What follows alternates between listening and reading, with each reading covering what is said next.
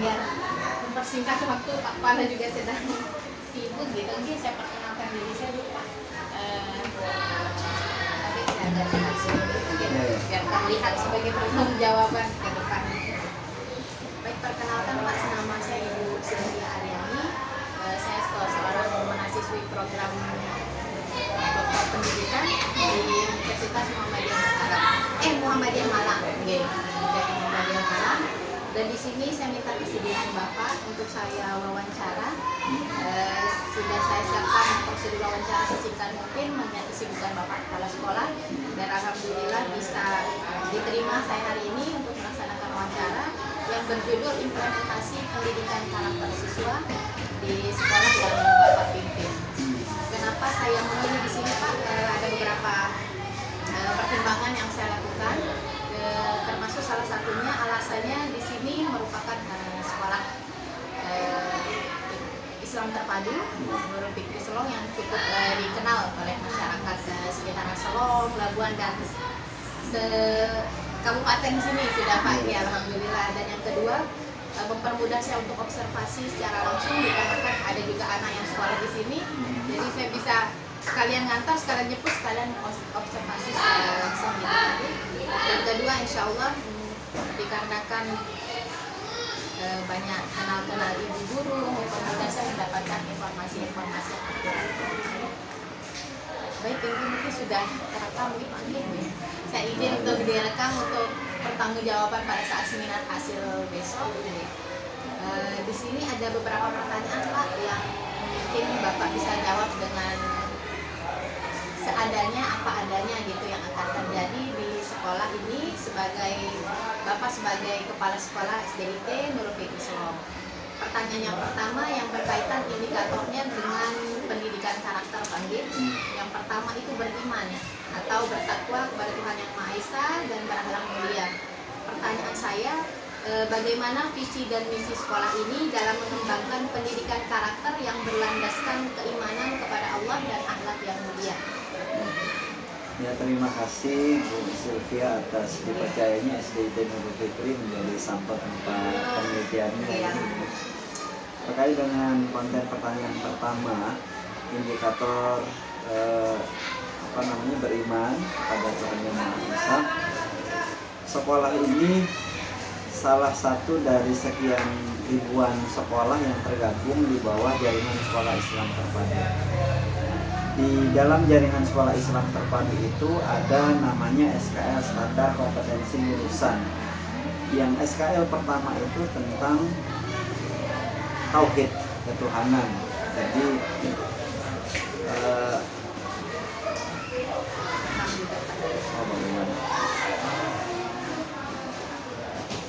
memiliki akidah yang lurus, dan itu diterjemahkan di dalam visi misi sekolah. Salah satunya dalam visinya sekolah itu mewujudkan generasi berkarakter Islami yang berkualitas. Jadi sudah secara tekstual itu ada di dalam visi, kemudian itu juga kita terjemahkan di dalam program-program sekolah. Termasuk muatan karakter itu bagaimana agar ibadah anak-anak itu terjaga dengan baik. Maka dalam program sekolah setiap pagi itu ada kegiatan pemantauan untuk ibadah, pembiasaan ibadahnya, dan itu masuk di dalam SKL yang kedua juga. Jadi mudah beribadah dengan benar. Itu SKL yang kedua setelah tauhidnya. Jadi implementasinya ibadahnya benar. Ibadahnya benar. Yang kedua Pak, pertanyaan tentang indikator mandiri. Indikator mandiri ini pertanyaan saya, apakah sekolah ini memiliki kebijakan khusus yang mengatur tentang pengembangan karakter mandiri di kalangan siswa? Apakah iya atau tidak? Iya, ada. Ada. Baik, boleh dijelaskan? Kemandirian itu dari sesuai dengan fase kalau sekarang ya, fase ABC. Kalau dulu sebelum ada kurikulum Merdeka ini, jadi masing-masing jenjang itu sudah diturunkan SKL yang ada. Misal tentang kemandirian di dalam tentang berwudu saja begitu, anak-anak sesuai dengan kelasnya itu sudah diatur kemandiriannya itu seperti apa. Jadi dia bisa berwudu dengan sendiri, itu salah satu. Kemudian misal toilet trainingnya Betul. itu juga diajarin untuk kelas bawah gitu. Oke. Nah, kelas atas apalagi yang sudah kemandiriannya sudah terbentuk ya, itu maka kegiatan-kegiatan ini juga disesuaikan, indikator kemandirian itu sudah disesuaikan juga sesuai dengan level kelas atau fase sekarang. Baik Pak, selanjutnya pertanyaan yang ketiga dengan indikator gotong royong. Sejauh mana gotong royong diintegrasikan ke dalam kurikulum dan kegiatan ekstrakurikuler di SDIT Nurul Fikri Solo? Kalau di dalam kurikulum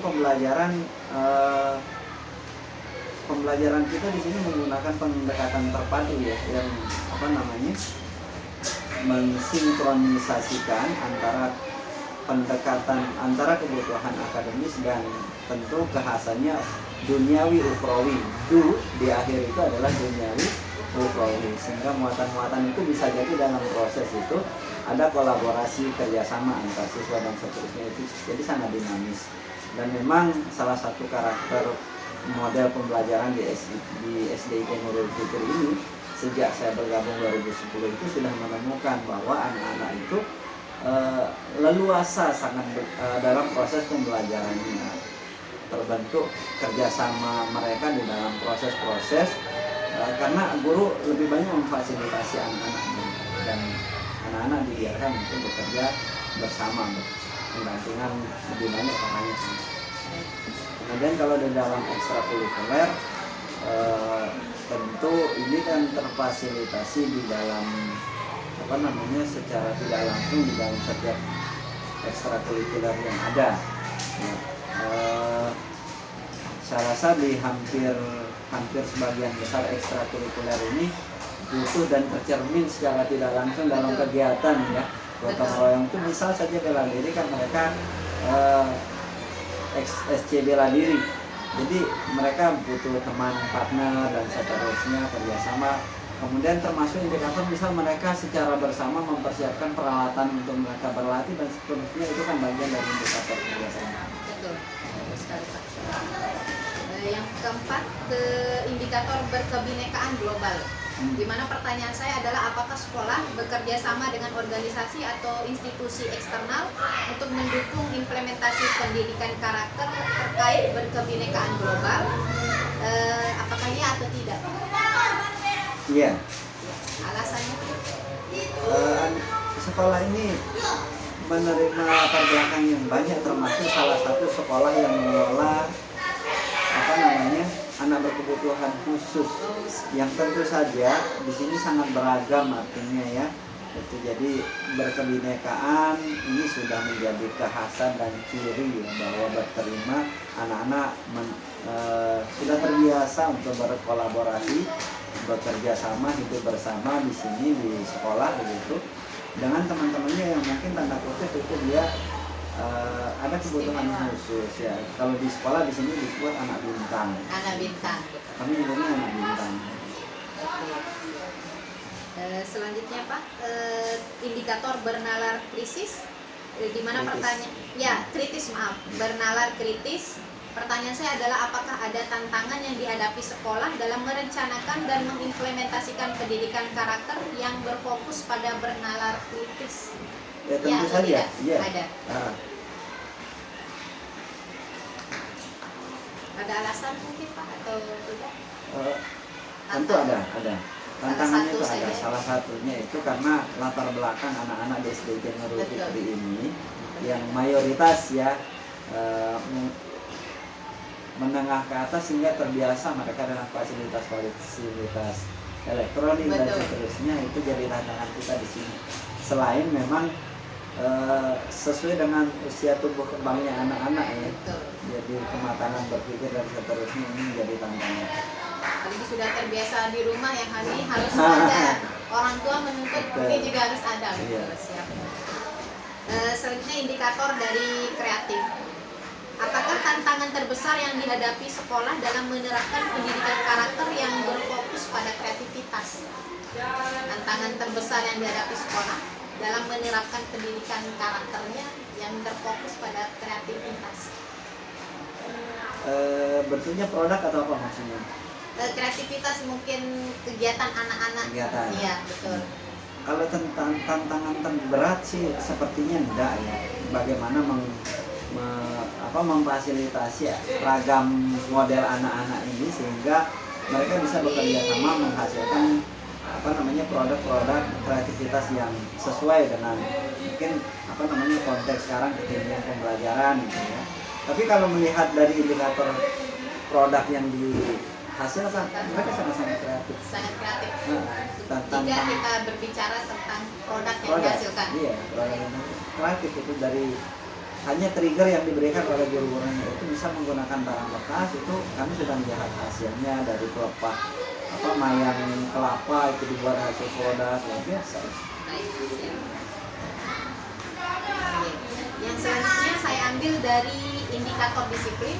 Nah, indikator disiplin ini adalah indikator yang terakhir di mana, tapi nanti Pak ada akar-akarnya sedikit. Pertanyaannya saya cut satu-satu nggih. Di sini. Nah, apakah ada evaluasi berkala terhadap kebijakan datang tepat waktu? Ada nggak? Apakah ada evaluasi berkala untuk siswa-siswa yang datang tepat waktu, mungkin terlambat atau ada? Beberapa tahun terakhir ini, 2-3 tahun terakhir ini ya, tidak dibuat secara rutin, tetapi di dalam rapat semester itu baru dievaluasi. Kalau sebelumnya itu hampir setiap bulan, karena lapor wali kelas itu memberikan laporan absensi kelas, itu harus dilaporkan ke kepala sekolah. Jadi 2-3 tahun terakhir ini kami mengevaluasinya di semester aja. Semester aja. Ya, selanjutnya, metode apa yang digunakan untuk membimbing siswa agar memahami dan mematuhi tata tertib sekolah, Pak? Pembiasaan. Pembiasaan yang dilakukan sekolah. Baik. Apa tindakan yang diambil jika siswa tidak mengumpulkan tugas sesuai waktu yang ditentukan, dan bagaimana efektivitasnya dalam menjaga disiplin? Semisal ada laporan Pak dari guru ini gini-gini aja nih yang siswa ini tidak ada perubahan gitu. Ini untuk kepala sekolah atau guru? Ada dua sebenarnya Pak. Ini untuk kepala sekolah, maksudnya ini dalam artian kebijakan. Gurunya nggih. Dan semisal guru dapat melaporkan ke kepala sekolah tentang anak ini gitu.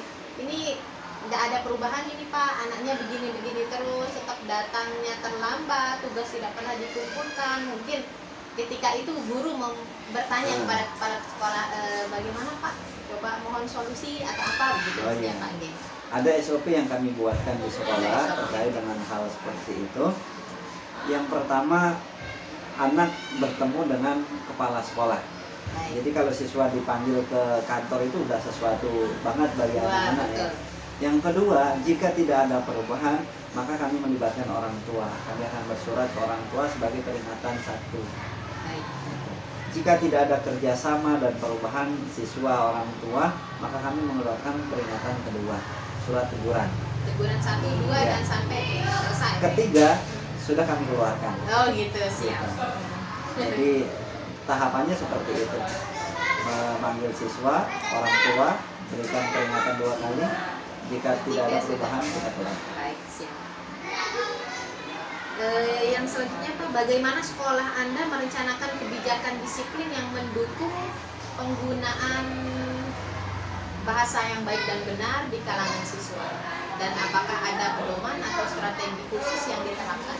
Ya, secara tertulis tidak ada, tetapi menjadi sebuah budaya sekolah yang kami bangun, bahwa komunikasi anak-anak itu juga bagian dari pembiasaan yang kita atur. Contoh, penggunaan istilah kamu di dalam interaksi keseharian itu kita batasi, kita minimalisir sesuai pada konteks. Tetapi penyebutan aku, kamu dalam interaksi itu kita larang. Kita larang agar tidak terbiasa, dan itu kita berikan sisipan kenapa dia harus menghindari penyebutan aku dan kamu. Lebih baik kita arahkan anak itu menyebut nama. Itu jadi nama teman yang kita minta. Nah, ini sesuatu yang sebenarnya kan tidak sederhana, tapi dibiasakan. Bagaimana caranya ketika setelah diingatkan anak-anak, maka ketika guru menemukan itu diingatkan, nah nyebut apa, misalnya seperti itu. Jadi sebut nama ya. Siap. Pertanyaan 3 lagi Pak Kepala. Siap. Bagaimana proses perencanaan yang dilakukan untuk memastikan bahwa tata tertib sekolah dapat diterapkan secara efektif? Memang banyak ya, banyak indikatornya. Baik, kalau ini. mungkin beberapa saja Pak Kepala gitu ya. Indikatornya dan banyak hal kan yang perlu kita evaluasi, termasuk di sini adalah kami menggunakan sistem kontrolnya itu manajemen kolektif kolegial.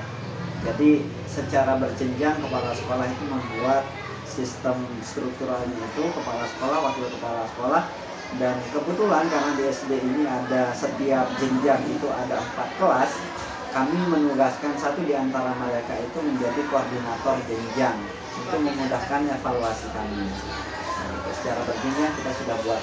Kemudian di rapat bulanan setiap 1 kali sebulan kami bertemu dengan koordinator jenjang untuk mereka menyampaikan laporan jenjangnya masing-masing. Kemudian setiap pekan hari Sabtu berkualitas itu kami mengevaluasi secara keseluruhan umum apa yang sedang terjadi itu tersampaikan di hari Sabtu. Siap. Pertanyaan yang ke-12, bagaimana Bapak merencanakan strategi untuk meningkatkan disiplin siswa dalam mengerjakan tugas sekolah dengan baik? Misal Bapak memberikan arahan kepada guru-guru setiap kelas, memberikan masukan, mungkin wejangan untuk pada saat mengajar bagaimana supaya anak-anak itu lebih disiplin lagi gitu. Apakah ada itu Pak?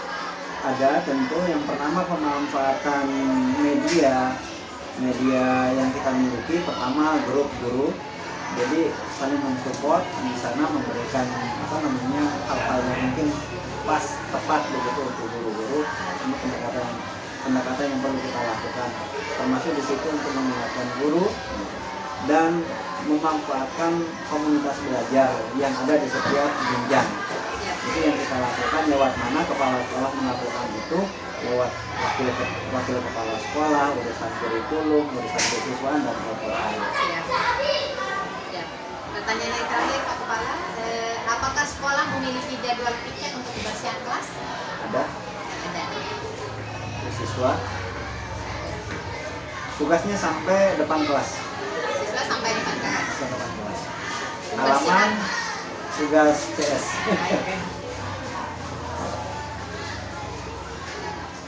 Alhamdulillah.